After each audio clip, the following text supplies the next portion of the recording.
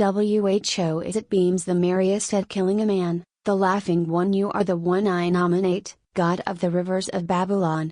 100 times I've taken the mules and started early through the lane, and come to the broken gate and looked, and there my partner was again, sitting on top of a sorrel horse and picking the burrs from its matted mane, saying he thought he'd help me work that field of corn before the rain, and I never spoke of the $1 a day, it's no use causing hired men pain, but slipped it into his hand at dark while he undid the coupling chain, and whistled a gospel tune, and knew he'd join in strong on the refrain. For I would pitch the treble high, down at the cross where my Savior died, and then he rolled along the bass, there did I bury my sin and pride.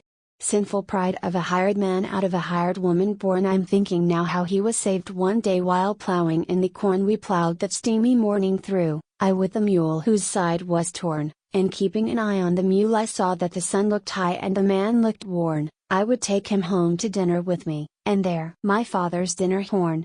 The sun blazed after dinner so we sat a while by the maple trees, thinking of mother's pickles and pies and smoking a friendly pipe at ease. I broached a point of piety, for pious men are quick to tease. Was it really true John dipped his crowd down in the muddy Jordan's lease?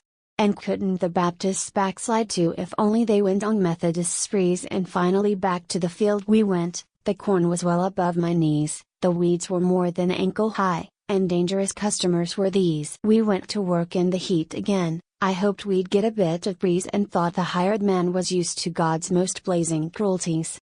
Sundays, the hired man would pray to live in the sunshine of his face. Now here was answer come complete, rather an overdose of grace.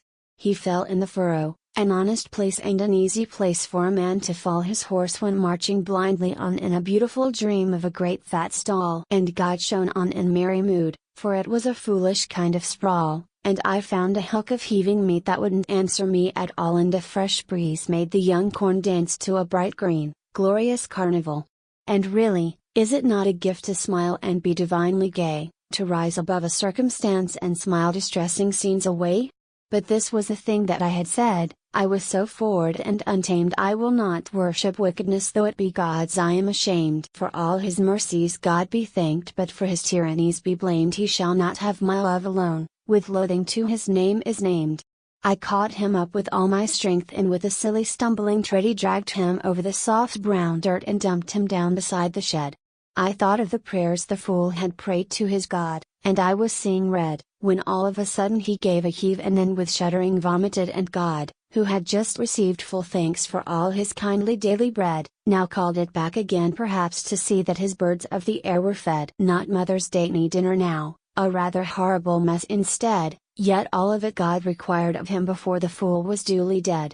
Even of deaths there is a choice. I've seen you give a good one, God, but he in his vomit laid him down, denied the decency of blood.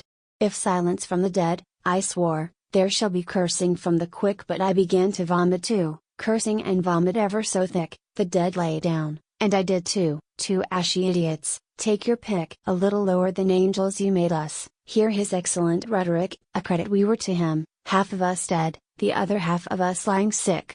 The little clouds came Sunday dressed to do a holy reverence, the young corn smelled its sweetest too, and made him goodly frankincense. The thrushes offered music up, twired in the wood beyond the fence.